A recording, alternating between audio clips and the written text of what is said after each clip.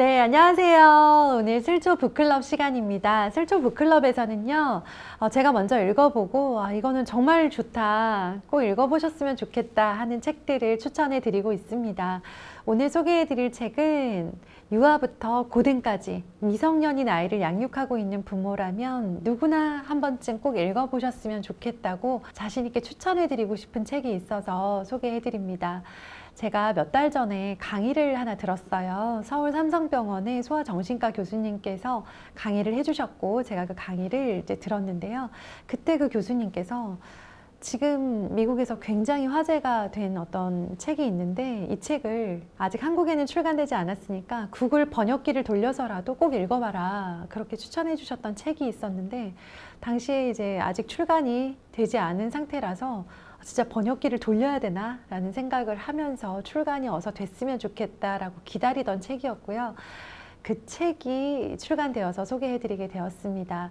이 책이 그러니까 굉장히 불을 붙였다라고 생각을 하는데요. 현재 미국 전역이 청소년의 스마트폰과 SNS 사용 제한 논쟁으로 아주 뜨거운 상태이고요. 우리나라 또한 국회에서 SNS로부터 어린이를 보호하자는 취지의 법안이 발의되고 있다고 합니다.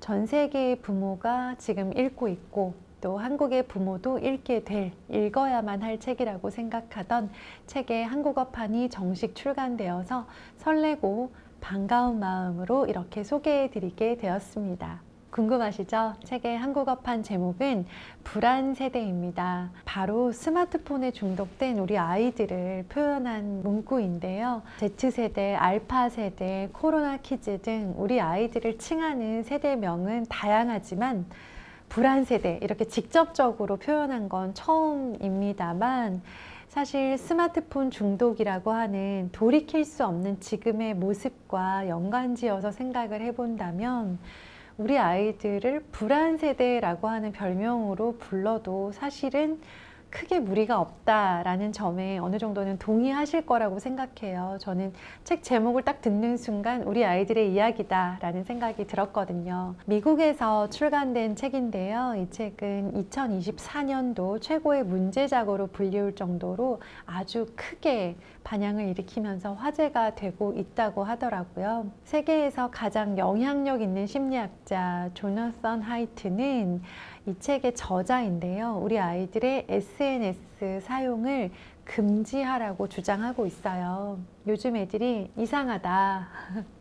그리고 불안세대라고 하는 요즘 아이들은 어떻게 탄생했고 그리고 어떤 모습을 보이고 있는지에 관해서 굉장히 직설적으로 꼬집고 있습니다. 사실 저희 슬기로운 초등생활 채널에는요, 그러니까 내가 내 아이를 정말 잘 키우고 싶어요. 그런데 잘 키우기 위해서 귀찮은 것도 참아야 되고 수고로운 것도 감수해야 한다 라고 하는 마음이라면 하겠습니다 라고 하는 마음의 구독자님들이 많으신 것으로 알고 있어요. 사실 저 역시 그런 마음으로 저희 아이들을 키우고 있는데요.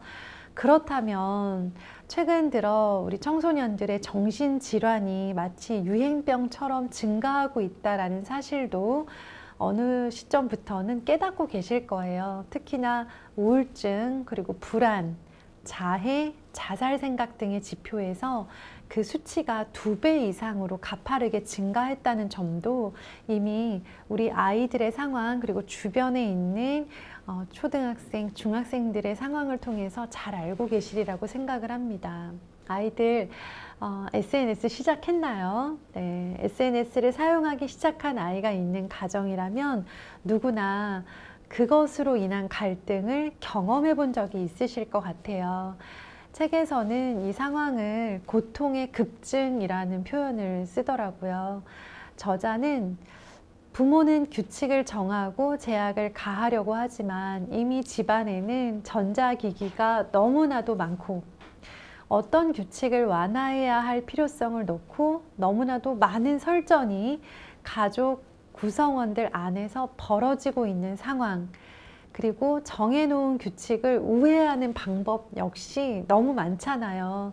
우리 아이들은 틈만 나면 어떻게 하면 이 규칙을 우회할 수 있을까를 고민을 하는데, 이런 기술을 놓고 이견이 생기기 시작을 하면서 이 모든 문제들이 기존에 가지고 있던 가정생활이라고 하는 이 모든 이 가족 간의 관계와 가족 구성원들이 살고 있는 가족의 모습을 압도해 버리는 거예요.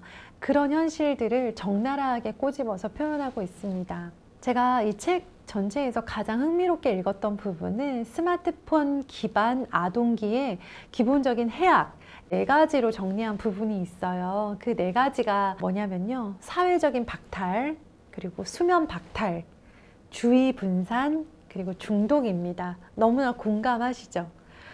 스마트폰 이전 세대에게는 사실 매우 특별한 정신적 질환 정도로 분류되던 용어들이었어요. 그런데 스마트폰 이후의 세대인 지금의 청소년들에게는 전혀 낯설지 않은 용어가 되었다는 점이 읽으면서도 참 마음이 아팠고, 또한 이 책에서 제시하고 있는 솔루션, 그러니까 어디까지 아이들에게 오픈할 것인가, 어디까지 허용할 것인가에 대해서 생각해 볼 거리들을 던져주고 있습니다.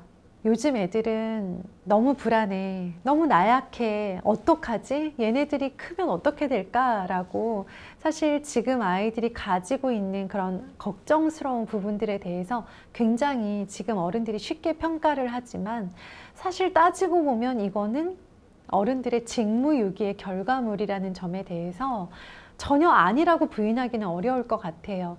그러니까 지금 아이들이 스마트폰과 인터넷을 과도하게 사용하고 있는 것은 해로운 수준을 넘어서서 아이들의 뇌를 근본적으로 망가뜨리고 있고요. 어른들은 아이들의 디지털 경험에 너무도 무관심하고 사실은 무방비했음을 시인할 수밖에 없는 상황이 되었잖아요.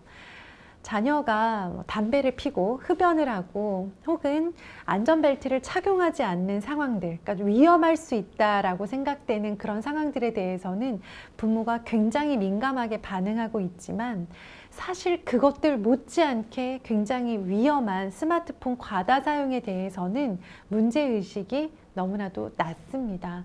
그러니까 그 점이 너무 아쉽고 안타깝습니다. 이로 인해서 촉발된 청소년의 정신건강질환은 사회적인 병이다. 어른들은 책임지고 조치를 취해야 한다라는 것이 이 책의 저자의 주장인데요. 저는 정말 많이 공감했고 동의하는 바입니다. 또 하나 책에서 흥미롭게 다루고 있고 정말 이렇게 콕 집어서 생각할 거리를 던져주는 부분은 여자아이와 남자아이가 이 디지털 기술을 경험하는 방식이 다르다는 점이에요. 그 부분을 구분지어 설명한 부분들이 꽤 이제 길게 다루고 있는데요. 매우 흥미롭고 유익했습니다. 안전지향적이고 관계 중심적인 여자아이들은요, SNS에서의 얕은 우정이 오히려 외로움을 증가시키고 또 낯선 사람으로부터 끊임없이 평가를 받고 있잖아요. 그러면서 병적으로 완벽주의에 시달리게 합니다. 그래서 실제로 경험하고 계시겠지만 SNS는 남자아이보다 여자아이들에게 더 큰 피해를 입히고 있습니다. 그런데 뭐 그렇다 하더라도 남자아이들이 안전한 건 아니더라고요. 여자아이만큼은 아니더라도 남자아이의 우울증과 불안 비율도 크게 증가했다라는 점을 책에서 꼬집고 있는데요. 온라인 포르노 그리고 중독성 강한 게임은 남자아이들의 남성성을 퇴화시키고 자립을 방해하고 있다라고 정확하게 지적을 하고 있습니다. 그래서 이 책의 저자인 세계적인 심리학자 석학이죠. 이 저자는 제안을 합니다. 어떤 제안을 하냐면요. 첫 번째, 고등학교 이전에는 스마트폰을 금지하자. 두 번째, 16세 이전에는 소셜미디어, SNS를 금지하자. 셋째, 학교에서는 휴대폰 사용을 금지하자. 넷째, 감독받지 않는 놀이와 독립적 행동의 확대. 라고 해서요. 그러니까 아이들이 휴대폰을 금지시키는 것으로 끝나지 않고 아이들이 몸을 움직이면서 자유롭게 놀 수 있고 독립적으로 행동할 수 있는 그 기회들을 많이 줘야 한다라는 점을 주장하고 있는 거예요. 그래서 만약에 이 4가지의 주장을 모두 실천할 수 있다면 아동과 청소년의 정신건강은 2년 안에 회복될 것이다, 좋아질 것이다 라고 주장을 펼치고 있습니다. 정말 그럴지 어떨지는 실천할 것인가 아닌가에 달린 것 같고요. 저자의 제안을 도발적이라고 표현할 만큼 사실 이제 이런 제안을 당장 적용하고 실천하기에는 사회적 합의가 아직 이루어져 있지 않은 게 사실입니다. 지금 만약에 우리나라에 이러한 주장이 받아들여진다라고 해서 고등학생이 되지 않은 아이들의 스마트폰과 SNS 사용을 금지합니다 라고 했을 때는 지금 사용하고 있는 아이들 그리고 부모님들의 반발이 굉장히 클 거라고 생각을 해요. 그런데도 이 책을 소개해 드리고 이런 주장에 대해서 말씀을 드리는 이유는 우리 부모님들 너무나 공감하시겠지만 우리 청소년들의 스마트폰과 SNS 사용에 관해서는 부모 세대가 먼저 문제의식을 품고 개선해갈 방법을 찾아야 할 시기라고 생각하기 때문입니다. 사실 아이들이 디지털 경험에 대해서 부모가 다 관여할 수 없는 정말 다양한 경험들을 하고 있다는 거 알고 계시잖아요. 그렇다면 우리 부모가 어른들이 더 세밀하고 다양하게 그런 지도할 수 있는 방법들을 개발해야 된다고 생각합니다. 사춘기 초기는 생후 처음 몇 년을 제외하고는 뇌가 가장 급속하게 재편되는 시기이기 때문입니다. 아이들이 지금 스마트폰을 통해 갖게 되는 경험에 큰 관심을 가져야 하고요. 낯선 사람이나 알고리즘에 그런 경험의 선택을 맡겨서는 안 된다고 생각해요. 그러니까 이런 문제에 대해서 우리 아이의 스마트폰 사용, SNS 사용에 대해서 한 번이라도 진지하게 그리고 심각하게 생각해 봤던 부모들에게는요, 이 책이 정말 좀 단비 같은 속 시원한 그런 존재가 될 거라고 생각을 하고요. 애들 다 하는데 어때서 우리 애도 스마트폰 사용해야지, SNS 다 하는 거 아니야? 이 정도로 가볍게 생각했던 부모님들 계신다면, 그러니까 아직 경각심을 가져본 적이 없던 분들께는 그랬구나 라고 새로운 생각거리를 제공해 줄 그런 유익한 책이라고 생각되어서 오늘 소개해 드렸습니다. 저는 이 책을 사실 읽기가 좀 겁이 났어요. 책을 읽으면서 너무 많이 찔리면 어떡하지? 너무 많이 불안해지면 어떡하지? 라는 생각을 했는데 읽어보니까 사실 그렇더라고요. 이 책을 읽으면서 저는 막연하게 걱정해왔던 것들에 대해서 좀 뜨끔뜨끔 했었고요. 읽고 나서는 저희 아이들의 스마트폰과 SNS 사용은 물론 사회적 박탈, 수면 박탈, 주의 분산, 중독이라고 하는 4가지의 치명적인 위험에 관해서 한 명씩 4가지를 다 점검해보는 계기가 되었어요. 스마트폰 시대잖아요. 부모의 역할이 늘었습니다. 스마트폰을 하는 동안 놀아달라고 하지 않고 조용히 시간을 보내는 아이 덕분에 육아가 좀 수월해졌잖아요.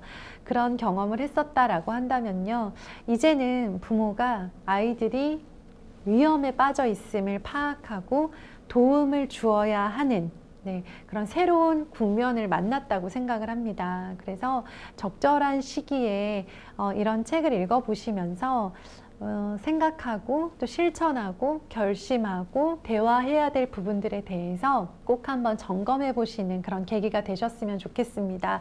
저에게 도움이 되었듯이 이런 독서가 우리 슬초 가족분들께는 아이들의 스마트폰 사용과 SNS 사용에 대해서 꼭 한번 생각해 볼 수 있는 그런 좋은 기회가 되실 거라고 기대해 보겠습니다. 강압적으로 갑자기 모든 것들을 다 없앨 수는 없지만 이것들을 줄여갈 수 있는 방법, 그리고 이 해악들을 피할 수 있는 방법들에 대해서는 가정 안에서 충분한 대화와 시간을 좀 가져보시기를 추천드리겠습니다. 감사합니다.